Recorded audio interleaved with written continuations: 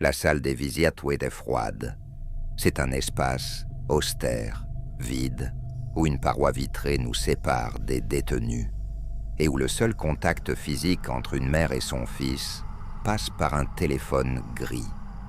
Je m'assois sur une chaise en plastique dur et j'attends qu'Adam entre. Je ne sais même pas ce que je suis censé ressentir.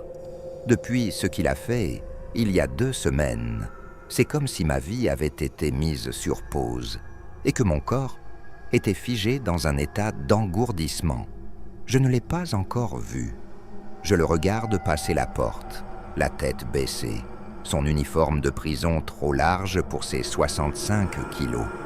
Un grand officier, à l'allure menaçante, l'escorte jusqu'au siège et reste debout derrière lui, en garde. À travers la vitre, je le fixe, mais il ne lève pas les yeux tout de suite. Il a honte que sa mère sache. Nous attrapons tous les 2 les téléphones. « Salut mon fils, je commence. » En gardant une voix neutre. « Comment ils te traitent ici ?»« Ça va, maman, » répond-il. Je le mérite sûrement. Sa réponse me désarçonne. Et nous restons en silence quelques instants.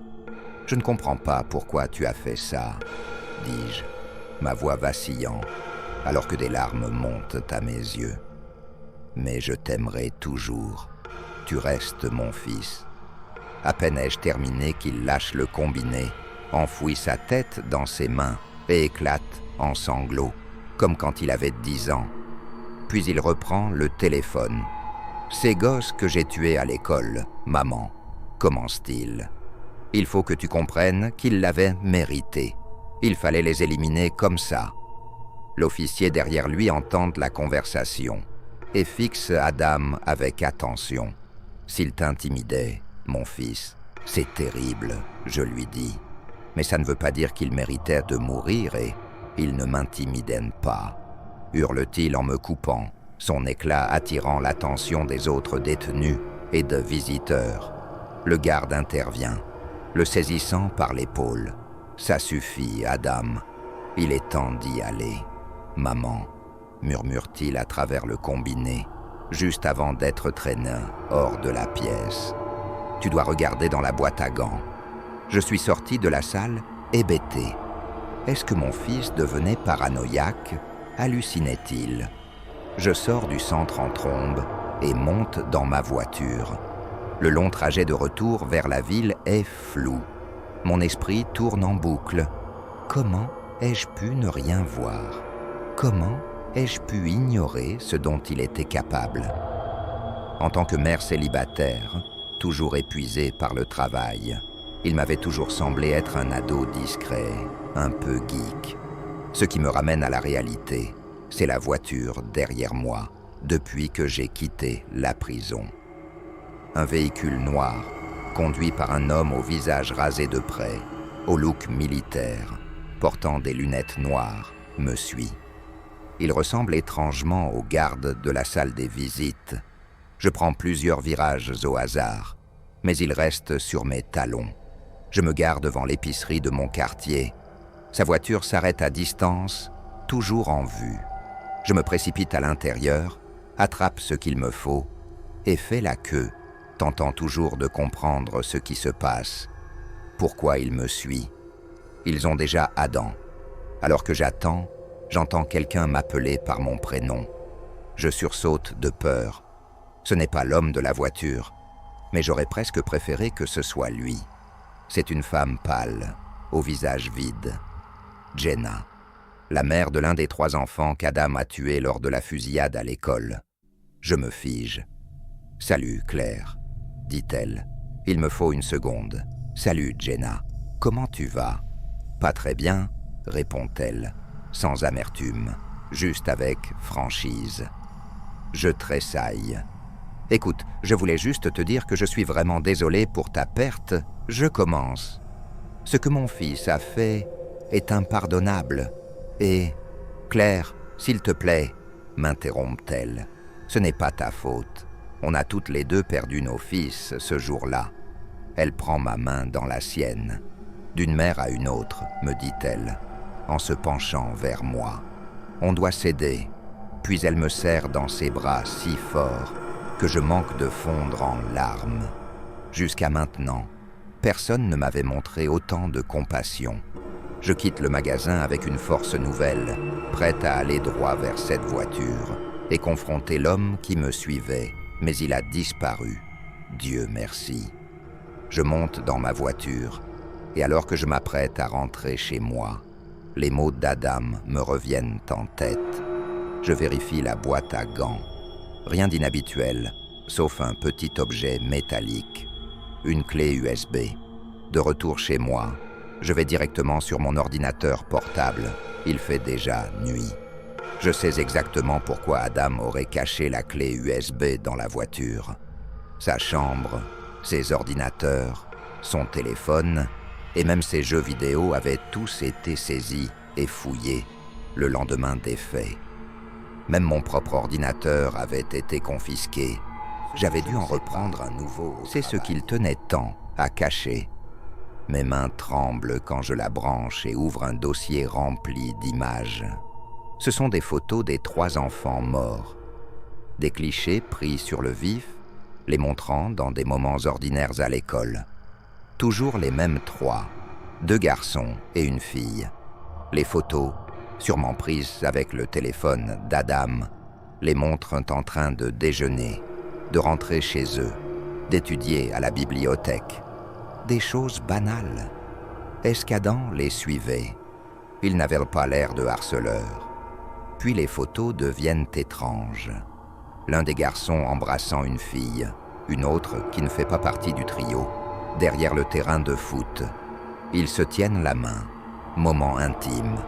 Puis, soudain, une série dans un endroit lugubre en béton. Les 3 enfants, couverts de sang, debout, au-dessus de ce qui semble être la fille d'avant, morte. Son corps en morceaux sur le sol. Il y avait quelque chose d'étrange dans leurs yeux. Sur les photos, ils étaient entièrement blancs. Je dois me redresser sur ma chaise, secoué. Puis d'autres images. Le trio attirait des gens. Un concierge, une vieille femme, un autre enfant. Les dernières photos du dossier les montraient, sortant d'une ruelle, les chemises tachées de rouge, avec à nouveau ses yeux vides, brillants. Les clichés avaient clairement été pris en cachette. J'ai failli vomir. C'était donc ça, ce qu'Adam voulait me montrer? Qui sont ces enfants? Et qu'est-ce qu'ils faisaient? C'est à ce moment-là que j'ai entendu le bruit de ma porte d'entrée qui s'ouvrait. « Y a quelqu'un » ai-je lancé depuis ma chambre. Il n'y avait qu'Adam et moi qui vivions ici. Je n'avais aucune idée de qui ça pouvait être, pas de réponse.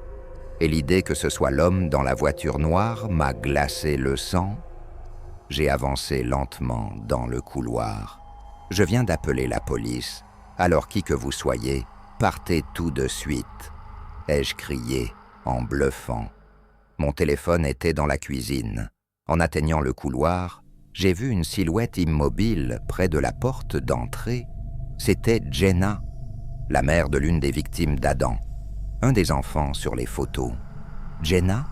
ai-je demandé, déconcerté. « Tu as besoin de quelque chose ?» Son visage était vide, robotique, sans émotion. Elle a fait quelques pas vers moi. « Je ne sais pas ce qu'Adam t'a dit, ou ce qu'il a laissé comme preuve, a-t-elle dit d'une voix plate, mais je ne peux pas te laisser le garder. » Puis ses yeux sont devenus blancs, exactement comme ceux des 3 enfants sur les photos. Et mon corps, pris de panique, incapable de fuir, est resté figé. Il restait là, chaque muscle bloqué dans la même position que celle où j'étais quand ses yeux ont changé. Même mes paupières ne bougeaient plus. Impossible de cligner. Je me sentais comme une statue, sauf pour mon cœur, qui battait à toute allure. Jenna s'est approchée lentement, savourant ma panique figée. « N'essaie même pas, Claire », a-t-elle dit avec un sourire, n'étant plus qu'à 1 mètre de moi. Les humains sont des créatures si pathétiques. Elle a levé les mains, et ses doigts ont commencé à se transformer en lames, épaisses et brillantes, comme de l'acier massif. C'est là que j'ai entendu les coups de feu, multiples, rapides. Si j'avais pu, j'aurais fermé les yeux, mais je l'ai vu s'effondrer devant moi, criblé de balles. L'homme de la voiture noire, le même garde qui se tenait avec Adam, se trouvait derrière elle, une arme à la main, les yeux rivés sur son corps. Il avait dû tirer au moins une demi-douzaine de fois, car Jenna baignait maintenant dans une mare de sang. Il s'est approché, visant toujours sa tête. « Ne fais pas ça, je t'en supplie, je vais rester tranquille », a-t-elle supplié. Mais il a appuyé une dernière fois sur la gâchette. C'est à ce moment-là que mon corps s'est défigé et je me suis effondrée au sol, haletante, en sanglots incontrôlables. L'homme s'est agenouillé à côté de moi et a posé une main sur mon épaule, doucement. « Madame Claire ?» a-t-il dit avec précaution. « Je sais que c'est beaucoup à encaisser, mais vous n'êtes pas en sécurité ici. Ce que votre fils a découvert ne vient pas de ce monde. » J'ai besoin de conseils, mais je ne sais même pas quel genre d'aide je devrais chercher. Tout a commencé il y a environ 3 semaines. J'ai reçu un appel de ma mère, un lundi froid. On se parle assez souvent, donc ce n'était pas vraiment inhabituel. Ce qu'il était, c'est qu'elle m'a appelé pendant que j'étais au travail. Je suis infirmière, alors elle ne m'appelle en général que si c'est important. J'ai décroché, m'attendant à entendre qu'il s'était passé quelque chose de grave, mais j'ai entendu sa voix douce et familière. Elle était détendue, adorable. Elle me demandait juste comment se passait ma journée. « Ne te méprends pas, j'adore ma mère et j'aime lui parler. » Mais j'étais en plein travail et c'était une journée très chargée. J'ai essayé de me retirer poliment de la conversation pour retourner à mes tâches. Mais avant que je puisse raccrocher, elle a dit quelque chose qui m'a laissé sans voix. « Je suis contente que tu dormes mieux. Tu avais l'air si paisible. J'ai été un peu prise au dépourvu. Tu vois, j'ai la vingtaine. Et je vis seule depuis presque 7 ans maintenant. Et en plus, ma mère habite à environ 300 km de chez moi. Je n'y ai pas trop pensé sur le moment. Mais au fil de la journée, pour une raison que je ne comprenais pas, ça m'a de plus en plus troublé. Après mon service, je l'ai rappelée. Et encore une fois, elle a engagé une conversation légère et joyeuse. Ce qu'elle avait dit plus tôt me tournait en boucle dans la tête. Alors je lui ai demandé ce qu'elle voulait dire par là. Sans hésiter, et toujours avec le même ton enjoué, elle m'a répondu « Eh bien, tu bouges beaucoup en dormant. J'étais juste contente de te voir dormir paisiblement cette nuit. » Je ne savais pas quoi dire. Je lui ai demandé si elle plaisantait.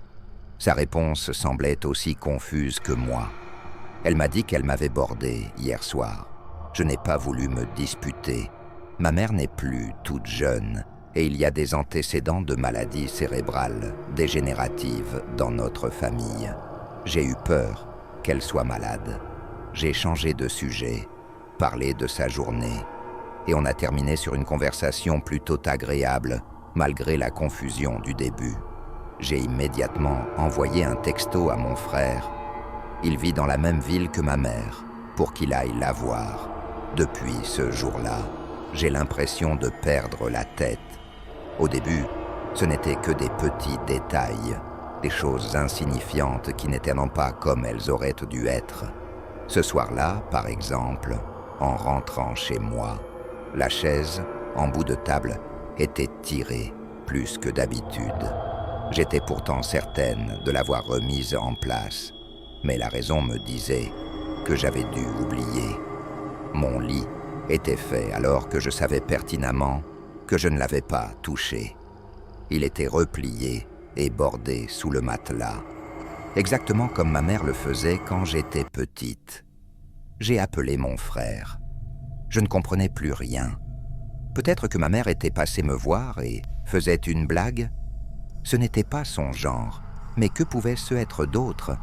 Il m'a dit qu'il venait juste de prendre le thé avec elle. Et depuis, ça empire de plus en plus.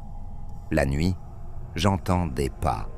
Mais quand je me lève pour chercher d'où ça vient, tout disparaît, me laissant me demander si j'ai vraiment entendu quelque chose. Il y a quelques nuits, je me suis réveillé vers 3 heures du matin, en entendant un fredonnement. C'était léger, à peine audible, mais j'ai reconnu la mélodie instantanément. C'était la berceuse que ma mère me chantait quand j'étais petite, celle qu'elle murmurait quand je faisais des cauchemars. Je suis resté figé, ça venait de l'embrasure de ma porte.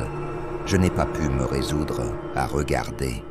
J'ai juste fermé les yeux et je suis resté là, rigide sous les couvertures, en retenant ma respiration. Finalement, le son s'est estompé. Quand j'ai enfin eu le courage d'allumer la lumière, la pièce était vide, mais la porte du placard, que je laisse toujours ouverte, était fermée. Je l'appelle tous les jours, mais ça ne sert à rien. Soit elle nie tout en bloc, soit elle parle comme si de rien n'était. Et la plupart du temps, elle part sur des digressions qui me rendent folle. J'ai même enregistré notre dernière conversation en espérant y déceler quelque chose, un lapsus, un changement dans sa voix qui pourrait m'aider à comprendre. Mais quand j'ai réécouté l'enregistrement, l'audio était parfaitement net, trop net. Il n'y avait aucun bruit de fond, aucun bourdonnement ambiant, aucun froissement, pas même le tintement habituel de sa cuillère dans sa tasse. Juste sa voix, claire et joyeuse, me disant qu'elle était fière de moi, que j'avais l'air si calme maintenant. Je ne lui avais pas dit que j'enregistrais. Et pourtant, juste avant que l'appel ne se termine, elle a dit « Tu devrais arrêter de faire ça, ce n'est pas très poli. Je suis devenu paranoïaque. Je ne dors plus dans mon lit. Je dors sur le canapé désormais. Mais sans exception, je me réveille dans mon lit, bien bordé sous les couvertures. La nuit dernière, j'ai lutté pour rester éveillé aussi longtemps que possible. Je me suis dit que si je pouvais le surprendre en train d'agir, je pourrais prouver que je ne devenais pas folle. Je ne me souviens pas m'être endormi, mais je me souviens de mon réveil. Et je me souviens de la main qui a remonté la couverture sur moi. Ce n'était pas la sienne. Elle était plus froide, plus fine. Les doigts étaient trop longs et ils ne tremblaient pas comme les siens avant. Quand cette chose a touché mon front, il n'y avait aucune chaleur, juste une sorte de pression, comme si elle essayait de me mémoriser. J'ai gardé les yeux fermés. Je ne sais pas pourquoi. Je crois que je pensais que si je la regardais, elle me regarderait aussi. Mais elle savait que je n'étais pas endormi. Je ne peux pas l'expliquer, mais je le sentais. Elle le savait. Elle s'est penchée. Je l'ai senti. Son poids s'enfonçant dans le matelas à côté de moi, lentement, délibérément. Le son qu'elle a fait était grave et humide, comme de la salive épaisse qu'on étire en filaments. Quelque chose a glissé sur ma joue, pas des doigts cette fois. Quelque chose de plus doux, effiloché sur les bords, des cheveux peut-être, mais ça sentait la viande abandonnée trop longtemps au soleil. Puis elle a parlé. « Tu ne pleures plus, plus comme avant. » Sa voix tentait de se faire passer pour la sienne, mais ce n'était pas juste. Les mots sortaient brisés, hésitants et lents, comme quelqu'un lisant de la phonétique sur une fiche. Et sous cette voix, quelque chose d'autre respirait, quelque chose de plus lourd, difficile, excité. J'ai ouvert les yeux, il n'y avait rien, mais les couvertures montaient et descendaient, à côté de moi, comme si quelqu'un d'invisible était encore allongé là, imitant ma respiration. L'empreinte dans le matelas était fraîche, profonde, et une trace sombre et épaisse, marron-rouge et pourrissante au bord, comme du vieux sang mélangé à de la terre, était étalée sur l'oreiller près du mien. Quand j'ai regardé dans le miroir, il y avait quelque chose assis sur le bord du matelas. Au début, j'ai cru que c'était elle. Les cheveux étaient de la même longueur, même raies au milieu. Mais ils étaient clairsemés, fins et rêches par endroits, emmêlés comme de la paille mouillée à d'autres. Des touffes manquaient complètement, laissant apparaître une peau qui semblait cousue, comme de la toile de jute tendue trop fort sur quelque chose qui n'était pas un crâne. Elle a incliné la tête de nouveau. Le mouvement était saccadé, comme une marionnette avec des fils emmêlés. Puis, lentement, elle a commencé à se tourner. Je ne voulais pas voir. Tous mes instincts hurlaient de détourner les yeux, mais je ne pouvais pas. Le visage qui a rencontré le mien dans le miroir essayait d'être ma mère. Il avait ses yeux, du moins, il avait des yeux là où les siens étaient. Mais ils étaient troubles, trop larges, comme des billes de verre pressées dans de la pâte molle. Le nez était plat, écrasé, comme quelque chose de brisé, et remis en place de travers. La bouche était la pire. Elle s'étirait trop, comme si elle avait été coupée dans les coins.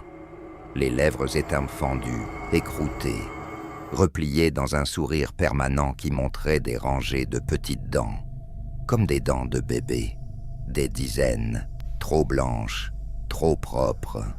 Elle caressait l'oreiller, lentement et tendrement, et puis elle a levé les yeux, pas vers le lit, vers le miroir, vers moi, et elle a souri. Je me suis reculé du miroir, le cœur battant tellement fort que je pouvais à peine m'entendre penser. Je ne voulais plus la voir, je ne voulais pas qu'elle me voie, mais je ne pouvais pas détourner les yeux. La chose sur le lit a incliné la tête, lentement, comme si elle était curieuse. Puis elle a levé un bras long et tremblant et a fait signe de la main. Je me suis retourné. Il n'y avait rien. Quand j'ai regardé de nouveau dans le miroir, elle avait disparu. Le lit était à nouveau vide. Juste des couvertures froissées et le silence. Je suis resté là longtemps, à peine respirant, trop effrayé pour bouger. Et puis mon téléphone a sonné. C'était ma mère. Sa voix était douce, calme. « N'aie pas peur, chérie », a-t-elle dit. « Tu nous manques ?» J'étais dévasté quand papa est décédé. Je sais que c'est un cliché, mais il était le meilleur parent que j'aurais pu espérer. Même si sa santé se dégradait depuis un moment, et que nous savions qu'il ne lui restait pas longtemps à vivre, cela ne rendait pas la situation plus facile. J'aimais mon père. Je pense que c'est en partie ce qui a rendu les cassettes VHS si choquantes. Je rendais visite à maman, prenant un peu de temps pour pleurer, quand elle me les a montrées. « Jérémie, il faut que je te parle », a-t-elle dit, s'asseyant lentement à la table. J'ai couru pour l'aider à s'asseoir dans sa chaise, mais elle m'a repoussé. Malgré la gravité de son arthrite, elle était catégorique. Elle était toujours aussi agile et souple qu'une jeune fille de 19 ans. Il y a quelque chose qui ne va pas. Ça a l'air sérieux, dis-je une fois qu'elle a eu le temps de s'installer. L'expression de maman semblait plus sombre que d'habitude, grinçante même. Elle n'avait pas été la même depuis la mort de papa. Mais là, c'était autre chose, quelque chose de plus sombre. Eh bien, pas exactement. Ton père m'a demandé de faire ça. Il m'a fait promettre que si je le survivais, je devais te donner ces cassettes. Si ça n'avait tenu qu'à moi, je les aurais jetées depuis longtemps. Personne n'a besoin de savoir ce qu'il y a dessus. Mais c'était son dernier vœu, et je dois respecter ça. Maman fit un signe de tête vers une boîte posée sur la table de la cuisine. Je la regardais, puis je reportai mon regard sur elle, ne sachant pas trop quoi penser de sa révélation. D'accord, ce n'est rien d'illégal, au moins. Maman, ça commence à me stresser un peu. Elle fixa la table devant elle, ses yeux un mélange pensif d'émotions. Je ne peux pas en être certaine. Un sentiment croissant de malaise commença à me tordre l'estomac. D'accord, si c'est aussi grave, je suis sûr que tu ne voudras pas les regarder avec moi. Puis-je emprunter ton lecteur VHS pendant quelques jours? Je te le rendrai quand j'aurai fini. Oui, mais Jérémy, s'il te plaît, avant de regarder ces cassettes, sache que ton père était un homme différent à l'époque. Je ne veux pas que ces vidéos changent la façon dont tu le perçois. Je pris une profonde inspiration, réfléchissant à ces paroles. Je ne peux rien promettre sans les voir, mais j'espère que ça ne changera rien. G, why do you have a box of VHS tapes? Have you been watching naughty videos behind my back? She huffed, crossing her arms. Quoi? Non, je n'ai même pas encore vu ces cassettes. Je les ai eues de mon père quand il est décédé. Le regard suspicieux d'Emma se dissipa alors que ses joues prenaient une teinte rouge. Je suis vraiment désolé. Je n'en aurais pas parlé si j'avais su. Tu veux qu'on les regarde ensemble? Je sais que ça a été vraiment difficile pour toi et je veux te soutenir de toutes les manières possibles. Je réfléchis un moment avant de prendre ma décision. Merci pour ta proposition. J'apprécie vraiment que tu sois là pour moi, mais je pense que c'est quelque chose que je dois faire seule. Emma pinça les lèvres et hocha la tête, avant de m'attirer dans une chaleureuse étreinte. J'ai regardé les cassettes ce soir-là. Je me suis dit que j'avais assez tardé.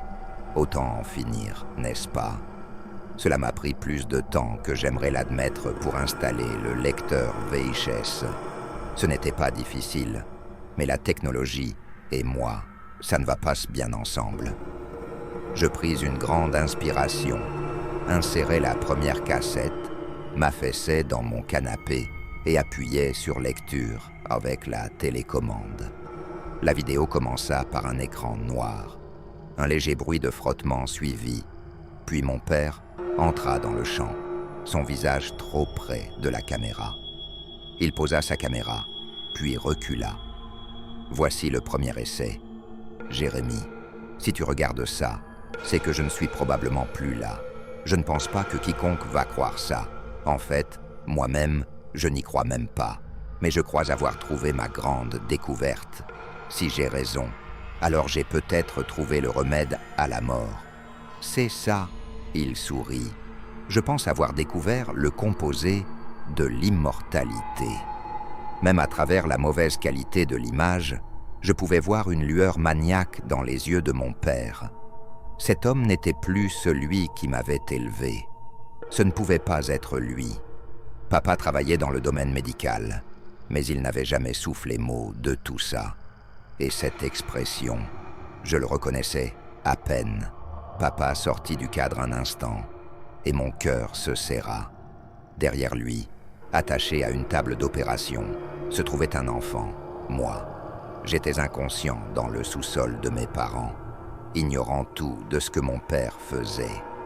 Je me penchais en avant, horrifié, mais morbidement curieux.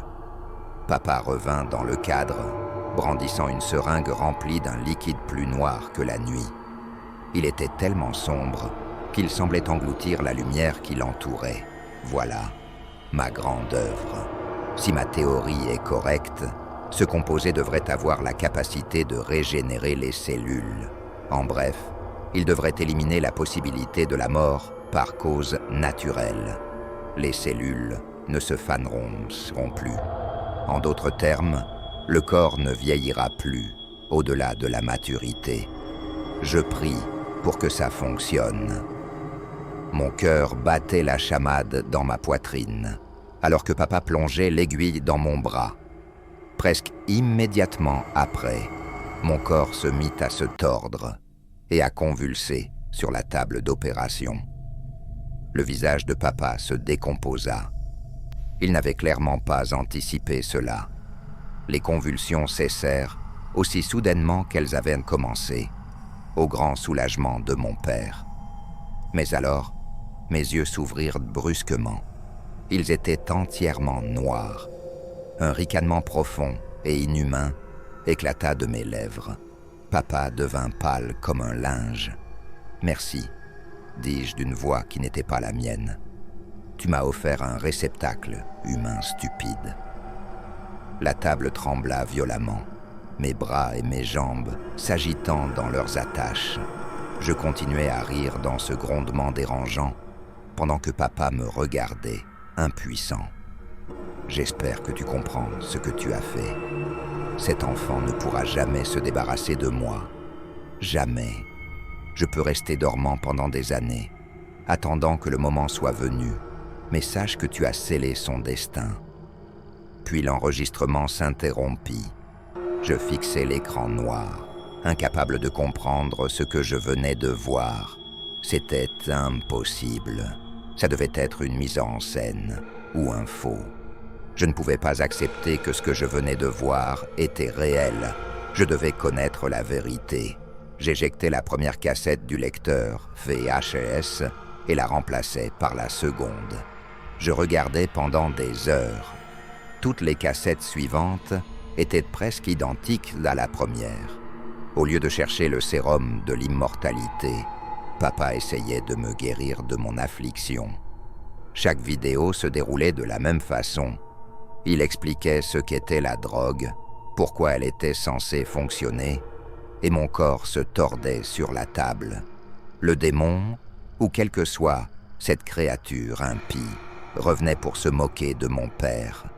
Puis la vidéo se terminait.